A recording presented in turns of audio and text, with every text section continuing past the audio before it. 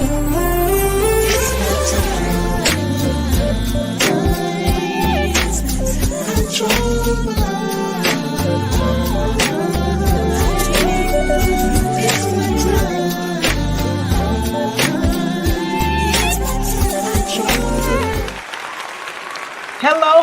and welcome to another episode of You First. That's right. It's all about you, and you. I'm Shawanna Kennedy, and yes, I'm excited that you are here with me. Today, I'm excited because she is in the back. I have a therapist in the house. That's right. And just in case you're watching this for the very first time, I'm Shawanna Kennedy, the host of You First, where we're in a place, a safe space that's all about you. It's self-care, mental well-being, personal development, and empowerment, empowering you to make yourself a priority. That's right. So you can do the things that you have been called and designed to do. In this space, we have conversations with real people, hearing real stories about real life and what that looks like and what has been the holdup and has been holding them back from making themselves a priority. And along the journey, we bring in some experts from around the globe to then lean into the conversation about what that means when we don't make ourselves a priority, when we don't lean into self-care, when we don't lean in more into self-love and self-worth.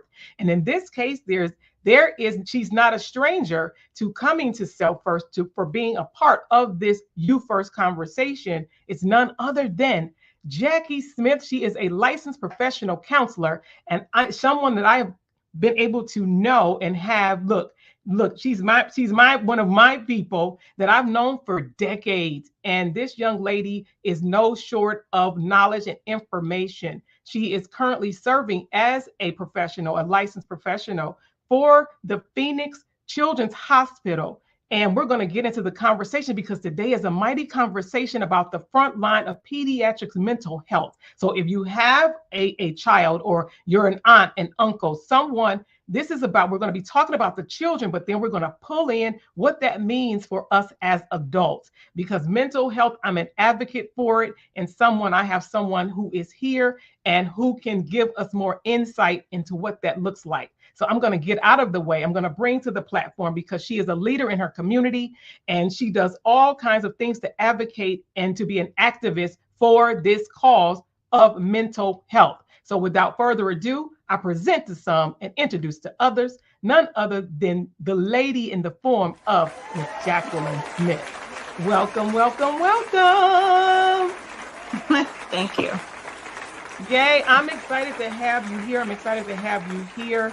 And you know what, just say hello and tell them a little bit of something about you. I know her resume is very extensive, guys, and she does a whole bunch. Of course, she's a AKA, we already know if you're pink and green looking right now, yes, your sister is on the platform, and I'm excited about what she's here on the platform today. Go ahead and say, hey, Jackie, for me. So first of all, I want to say thank you. Thank you for trusting me enough to invite me to your platform. I totally appreciate that. And I support you in every single thing that you do all the time, always will. Anytime you call, the answer will always be yes. So yes, I am a licensed professional counselor. Been doing it for quite some time. This is probably my 10th year in the field, completely just immersing myself in the field. I was in the field partially and then out doing other things as well. And I just finally decided to take the complete dive and just stay into mental health completely, which it is my love. I am currently a licensed therapist. I do work in Phoenix Children's Hospital in the emergency department. I do crisis care for suicide, homicide, ideations or thoughts, or children who just have other mental health issues and they need critical care and mental health stabilization. I also worked outside in the community as a clinical supervisor for a mental health team. And we didn't do as much crisis care. It was more one-on-one therapy. I've done marriage and family therapy, which is my favorite. I've done a marriage workshop, which is also my favorite. I've done children, I've done adults, I've done even some geriatric mental health. So just trying to be well-rounded in the field. So again, just glad to be here. I love it. I love it. So what you did was allow them to see that it doesn't matter who we're talking about. If you are a human on two legs, you have touched all of us from the youngest to the oldest person that could be viewing us today. So it is something that I'm going to make sure that we are talking about, something that really can help everybody, right? Help us right where we are today, not what it looks like, what we think it was, what's going on right now in the things that we're seeing even today. So look, let's get into it. Let's get into it. One of the first questions that I do want to ask you is, what is some common misconceptions around even mental health? Like, what's some of the common misconceptions, not just even to mention us as a community? What are some of those that you've seen? The number one misconception is you can fix it by yourself. You can't. It is, I always use a parable when I meet with parents and patients to say, if you had a cardiac arrest, you would immediately come here and expect help from a professional. You would never have thought you could fix it. But with mental health, we always think we can fix it. It'll get better. You can shake it off. Your family can help you. Your friends can help you. And it just will not happen, especially in more severe and extreme cases. It will not happen. Yeah, you are correct. And with so many things, when we go down the list of thinking about medical issues, there is a specialist for everything. And we know that when we think about us as a community, we know that it's not talked about, it's not discussed as much as it should be. Now you 100%.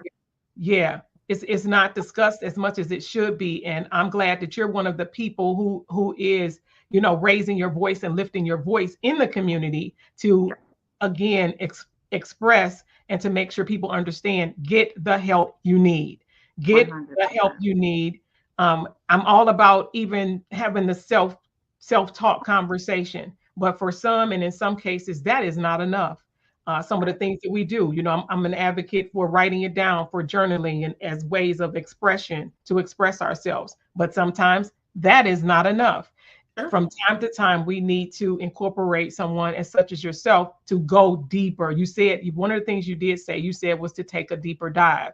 And that's what happens when you're dealing with a professional such as yourself, to then take us into a deeper conversation. Now, when I think about the children, because it is so important in knowing what you do in the emergency room, I can only imagine some of the cases that you run into coming in, because you never know what you're going to get. But in certain cases, then they have to then bring you in to do an assessment. What does that look like when you have a youth to come in and then you're called into the space?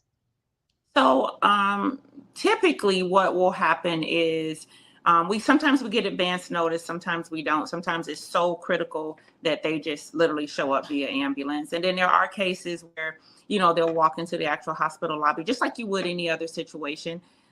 If we have a child that is homicidal, if we have a child that is suicidal, or just severely depressed, or having thoughts and ideations of wanting, and some have full-on plans of what they want to do. Obviously, the more severe and critical care will usually be brought in, via ambulance, and it's just right away. We have kids that come into the ER that are in psychosis. They have no idea about their environment. They're completely detached, and the thought is not consistent, and, it's kind of all over disorganized thinking and patterns and behaviors. And so immediately I will receive a consult. Once the consult pops in, I typically just go over to where the patient is. If the parents are there, just kind of explaining my role and letting them know that, I will complete an assessment. My assessment will determine if they're discharged or sent for inpatient treatment. Letting them know the boundaries in which I have to operate within, because I am also a mandated reporter. So if anything comes out of that conversation that creates a report, I am obligated to do so. So just kind of setting up so they kind of know what my role is, exactly what I will be doing and what the outcome is. Just really setting good expectations so that they know. Usually I've never had too much pushback on that, because most parents are kind of at their wits' end by the time they even see me anyway. So just a matter of explaining that. I go in and complete the assessment, determine if they're suicidal, homicidal, with a plan, if they have intent, plan, desire, different things, just kind of with the assessment. There's questions within that kind of give me a lot of data that I need. I make a determination for either discharge with maybe some additional resources, setting up therapy or setting up a psychiatric appointment, or actual sent for inpatient treatment. And if that happens, then we explain that, and now my recommendation is for inpatient treatment, meaning outside stabilization is not going to get us what we need, and it is considered an unsafe discharge. And so once I make that recommendation either way, then the parent or the patient, is able to kind of go forward with that recommendation, be it discharge or just move forward with the inpatient treatment. Now, because of what you see on a regular, which is unfortunate, do you see some common issues that are bringing them there? Like if there is a issue, if you do, like what is, okay, please, what are some of those top things that you see that this is what you're getting? Because we want people to be able to even, and then not only that, be able to help and tell us some signs to look out for. So before it even get that far, because I'm all about prevention. This is just all about teen prevention over here. So what are some of the common things that you notice that this is the cause? This is some of the cause. So unpopular opinion alert. Social media, cell phones, 1 and 2, and in whatever order you want. We have kids as young as 5 all the way up to 17, 18 years old on a platform that some adults can barely manage. And it is so many ways that has caused us to fail our children in many, many areas.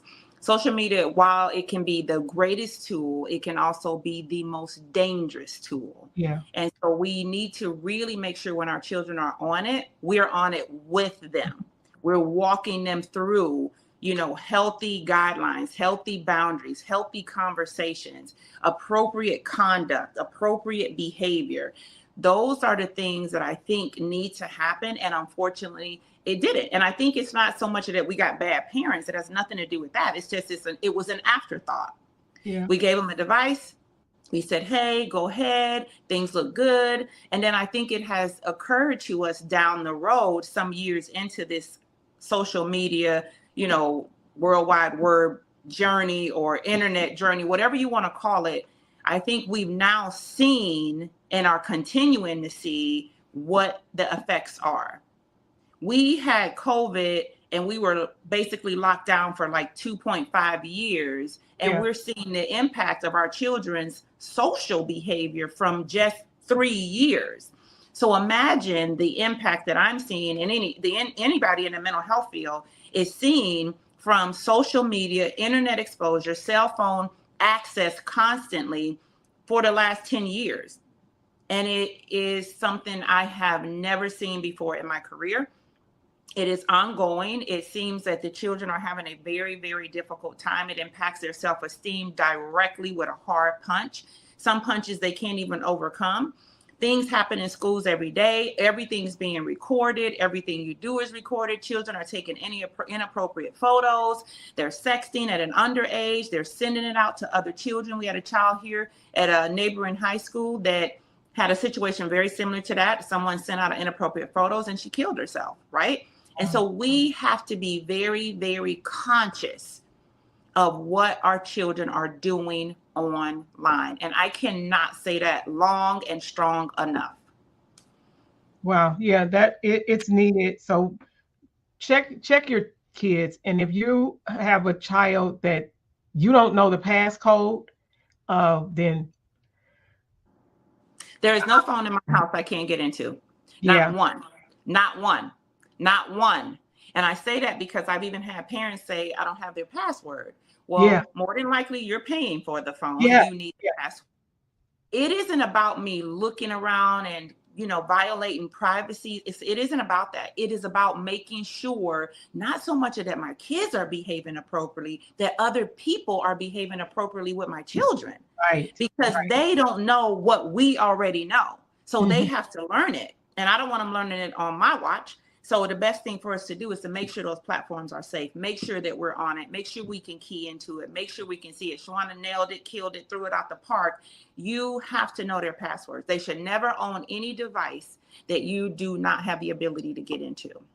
Yeah, no, that is so true. And that's why I immediately said password, because it's usually people that they're they don't have access or have not made it so, because you're correct. If I'm paying, then that grants me the access. Yeah. That's just for me in my house. Sure. That's how we roll over here. Yeah. Man, Sure. that's so good. That's so good, because it's a lot of times people don't even think about those things. Or if you are busy, if you know life is lifing, and Yes. you, whether you're a single parent, right, or like I said, or a guardian, you could be a grandparent that's with the kids, and some things are convenient, but Yes. is it something that convenience and for that sake of comfort later going to turn into chaos Yeah. and And we some have of to, crisis? Yeah. yeah, and we have to look at too the addiction that it's causing. There's a dopamine effect in us being on these phones and these platforms, Talk right? about it. That's So good, we right? got to know that that triggers our children too. That's why you got babies fighting you for cell phones and devices who Yeah. haven't even understood. It's because they're getting something in that constant, right? And so Yeah. when we're feeding that, we got to understand that they need to know the boundaries within that scope. And a lot of times, just like Shawanna said, these are conveniences. Like, here, take the phone, play your game, or watch the movie. We're still feeding that. I think I am an advocate of screen time. I've learned from my own daughter, who's now 17, she'll be 18. She was on a normal child platform and porn popped in it. And she was probably, I don't know, 9 or 10 or something like that. Saying that to say, that's why we have to be on it. If Yeah. we're not, then they're just sitting there watching it, right? Because they don't know what. And so Yeah. that's why we have to be conscious of that. I believe in screen time. I believe in shutting phones down, checking phones out. They shouldn't be sleeping with phones. They shouldn't be on the phone all day. My daughter's phone is set up where she has X amount of hours a day per platform. Once she's exceeded that, it's no more. And so we have to be conscious of how much that comes in and how much they get to see. And even when they're on it, how they're conducting themselves too, and what they're seeing, because all of that stuff starts to come in. Then they start feeling, well, maybe I should do that, or maybe I should be like that, or maybe that's that. And if they don't feel like they're matching up, then we hit the self-esteem. Then we start feeling like all these effects, and yet they won't put the device down. So it continues. Then you get kids that come into me in the hospital, been on social media where my friend said this about me. Some kid said that about me. I felt it was best. I'm not even here anymore. And they told me just to go kill myself. Like, there are children telling other children to just die. And that is why we got to get a handle on that. Yeah. We have to get a handle on that. That is so true. That's so true. And it's not going away Nope. with all of the things and all of the algorithms and all of the advertisements and all of the things that we know as adults. Stuff just Yes. like you said, it is called a pop-up for a reason, because it literally is a pop-up. The algorithms, the systems that look at anything that we think about, it even gives suggestions. So it's like, what is our children being given suggestion to look at, to think about? Yes. It was never even on their mind. At all. And you know, And and that's the don't get me thing. wrong, Yeah. we're talking about It the brings that children. into them. Sorry, Shawanna, I'm sorry.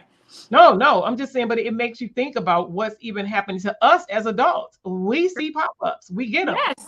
You because of the devices. I mean, I'm grateful for the tool, as you called it. It's a tool, but we already know with the smart devices, everything that is around us that has any type of microphone, anything, it is listening. So there is a suggestion. And in some cases, it's a suggested behavior. How about that?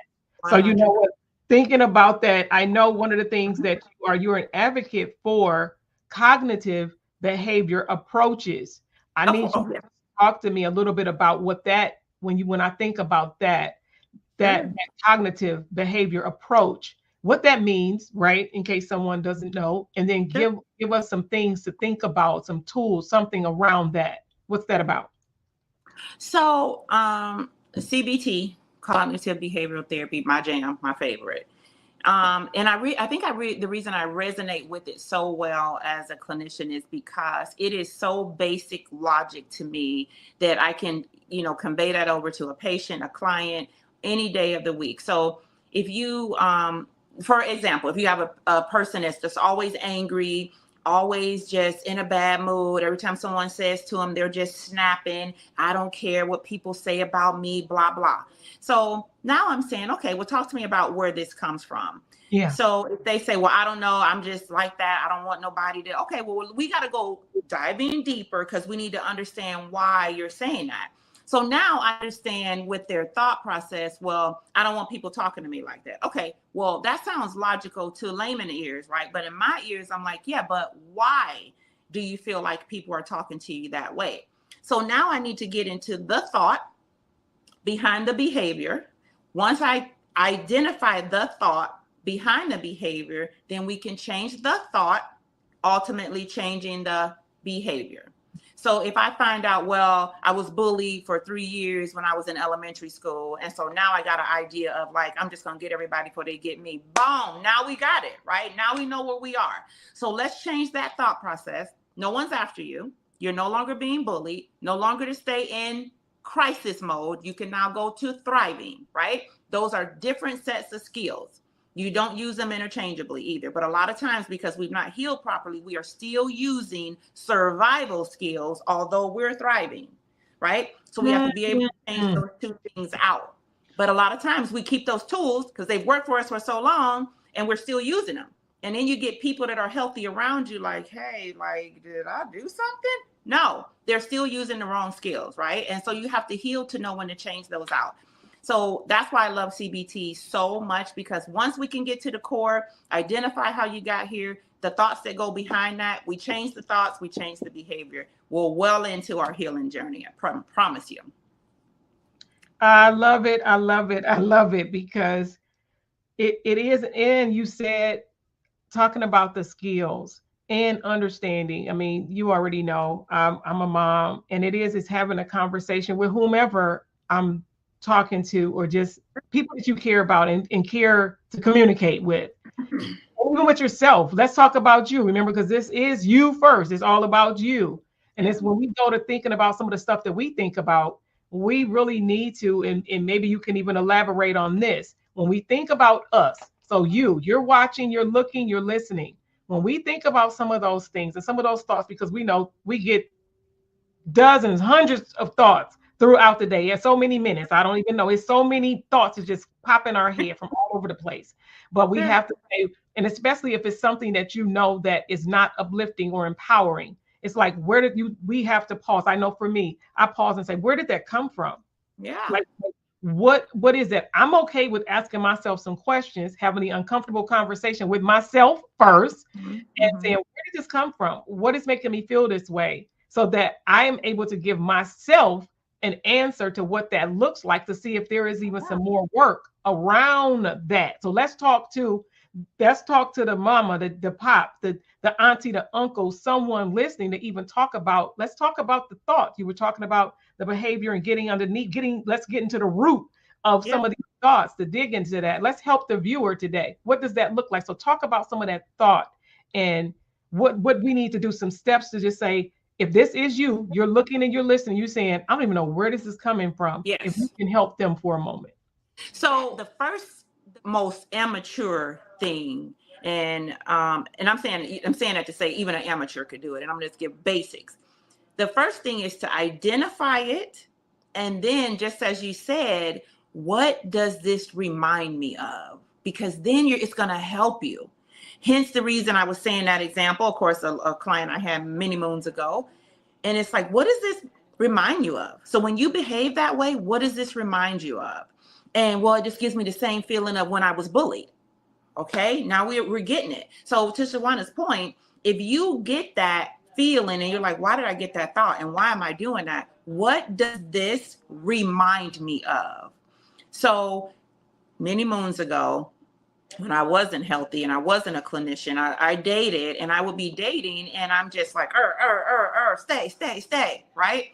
And then I have to say, hold on, Jackie, why are you behaving that way? And what is your thought behind that? And what does this remind you of? This reminds me of when my mom and my dad left all the time. My mom and my dad worked all the time, and I was with my grandparents quite a bit. That being said, every time somebody walked out of the door, I was just waiting for them to come back. So seeing people leave or go was always an issue for me personally. And I had to identify the thought, identify the behavior, find out why I was still using those survival skills when I was now thriving. And then it allows you to release that and let it go, to know and trust that people will come back. But that was my own healing journey. But I'm saying that to present it as an example that I am no different than any person in the world. I'm just trained and I'm licensed. But just so we can keep those kind of things in mind, like identify, what does this remind me of? Because that is usually where you're going to connect with where those thoughts are coming from. And then you'll be able to kind of move past it and do what you need to do, the work that you need to do to be able to terminate that, eliminate it, if nothing else, minimize it. Love that. I love that. I love that, because I think about us as a community and you being able to even help right now. Like I said, it's all about you here, right? We're self first because it's all about you. Sure. And as a community, what can we do to help ourselves while being more available for others? Because I say when we understand that we are a gift and we begin to prioritize ourselves, then others around us benefit from a more healthier self. Yes. In all areas, So just because I know you do a lot of extensive work in the community and for us as a people, and to even just help right now, and especially in the season that we're in, because it's for all seasons. And what does that even look like? Because I know some people, it's based off even a certain season, and then they go into this slump. So how can you help, whether it's seasonal, right? Because I know there's age, there could be a season. It could be if we're a woman versus a man. There could be hormones, right? It could be all of those things. How can you help us as a community to even know what to look out for? Because some people already know and they're just ignoring. I'm not talking about the people that know, right? And that's my soul. I'm just, because it's the truth, right? We all about, hey, because if you can't confront it, then you can't fix it. Never. So some people actually know and they choose to remain that way. And for some, it's this whole survival. No, I need to be this way so that people can stay away from me, right? Yeah, what I know back in the day, you used to say, I don't know karate, I know crazy. Right. I know, right? I just dated myself right there. I know I did. I know I really did right there. How can you help us as a community? I know, because this conversation, we know we could talk on and on and on about this conversation. For sure. But help us as a community before we get out of here. I need you to look right at the person that could be looking and talk right to them. Help us. Help us. So as a community, we have to check into our mental health, even if we don't want to. We have to acknowledge it. Just to Shawanna's point, you can't change it if you don't. I think the whole infamous, oh, that's just the way I am, that's the way he is, that's the way she is, that's the way I always been. Well, that's great, but it doesn't mean it's the way you have to continue to be. And understanding and know that it's not just the way you are. We got to find out why you're that way. Acknowledging when your mood changes, acknowledge it when you have, misdirected anger, or acknowledge when the anger is, outrageous and overshadowing where it shouldn't and needs to be. Understanding when your reaction to certain things is a little bit extreme or emotional. Understanding when you withdraw from doing things that you used to like to do. Understanding when you start isolating. I don't believe in teenagers closing doors. Understanding when you have so many different changes in your behavior yourself. And I'm going to empower every individual. When you see changes in people, friends, family, spouses, acknowledge it, address it, bring it up. Show it up, bring it to the light and say, hey, I noticed this happen. I'm just trying to make sure that you're okay. Sometimes that small word will cause people to just break. I've seen it many times in session over and over again.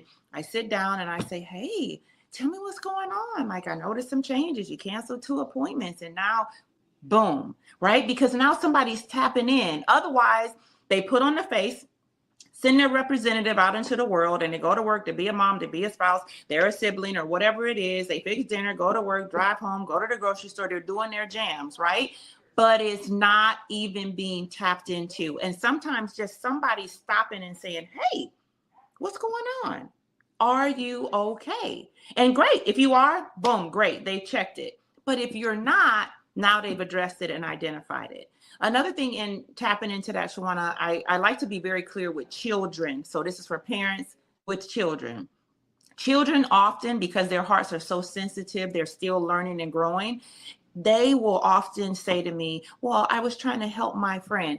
Children cannot help other children. And I don't know how much I can say this. I've had so many kids come to me saying, my friend has been self-harming. My friend is suicidal. My friend wants to kill herself. And I'm just trying to help her. You can't. And parents advocate for that. That's why you need to know who they're friends with, what they're talking about, because you get burdened down. I mean, if you're 10, 12, 14, 16, you can't manage another 14 or 15, 16-year-old child managing those kind of thoughts. So being careful of that too, because their mental health will now be impacted when nothing was wrong. So those are some of the things that we need to look for. I mean, I know I'm speaking, like she said, to the community, African-American community in particular, in general, everyone, but we got to do a better job of acknowledging when our mental health is off and not just keep picking up the pieces and keep going forward. Well, you just got to keep pushing through. Yeah, you do, but you want to push through healthy, right? Well, we just got to keep going. I mean, what else could you do? I mean, what's the options? There's plenty. So we got to know that, and we have to acknowledge that there is help available, and you don't have to do it alone. You don't. We so appreciate you for stopping by. You first. Look, I told you we had somebody special in the building today, coming into the studio with us today. I'm so excited. I appreciate you so much, Jacqueline Smith, for stopping by. You already know, so y'all need to just get used to seeing her face, because I need you to know that it is about you, and it does. It starts with our mind. Everything starts in our mind, and it flows. And from there, I mean, we want us all to be better, all of us to be thriving. So I thank you again for being my special guest on You First today. Y'all already know y'all going to see her back. Y'all going to see her back. This is not her first time, and it will not definitely be her last.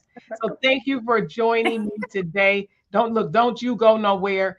Thank you, Jackie. Don't go nowhere. You stay, hang around for a minute. All right, guys. Thank you. All right, guys, I hope you enjoyed today's episode of You First. It is about you understanding and calling a thing a thing. Call it what it is, because that's one of the first steps to taking back your power. That's right. Take your power back. Call it what it is. Stop choosing to turn and look a different way, because we're supposed to be not just surviving, but thriving. We're supposed to be thriving. You want to, as she said, right, show up as your true, authentic representative of yourself. Don't just, put on the makeup, put on the mask, but you want the real you to shine through and shine beautifully while you're doing it, right? We want you to glow up, show up, being yourself, being seen, being heard, and living your life like it's golden, living your life for the best and the betterment. Again, I'm Shawanna Kennedy. I appreciate you so much. Make sure you are following me on all social media platforms. And do sir, go ahead and like, follow, and share. Tell someone about You First, because it is about you. This is a place that is safe for you. I will see you again on another episode. Bye for now.